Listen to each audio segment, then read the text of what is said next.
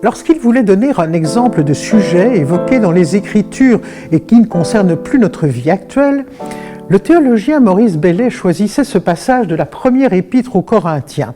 Peut-on, oui ou non, et dans quelles conditions, manger la viande sacrifiée aux idoles ? De fait, si l'on en reste à la lettre du texte, on ne voit pas très bien comment il peut nourrir notre vie de foi. Mais ce serait faire là une lecture abusive, abusivement fidèle.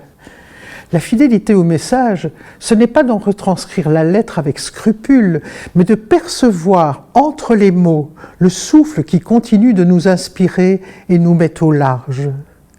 Il est question ici de permis et de défendu, de liberté et de conscience, de scandale et de respect.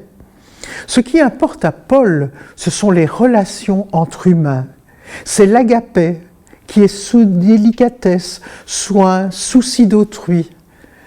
Et l'agapé prime toujours sur le prescrit, sur la loi. Pour Paul, la question n'est pas « puis-je faire telle ou telle chose ?» mais bien « ce que je dis ou je fais ne risque-t-il pas de blesser autrui ?» d'être pour lui, pour elle, un scandale, c'est-à-dire une pierre d'achoppement. Agir au nom de sa conscience, c'est bien, pour autant que cette action ne blesse pas la conscience d'autrui, aussi éloignée de moi soit-elle. Fameuse interpellation. Pour nous qui vivons dans un monde où tout un chacun peut dire à peu près n'importe quoi, quand ça lui chante et comme ça lui plaît.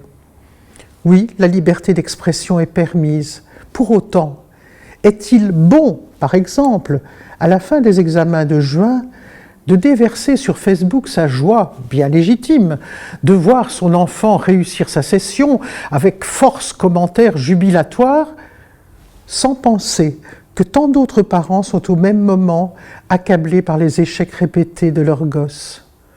En toutes circonstances, je cherche à m'adapter à tout le monde sans chercher mon intérêt personnel, mais bien celui de la multitude des humains, écrit Paul.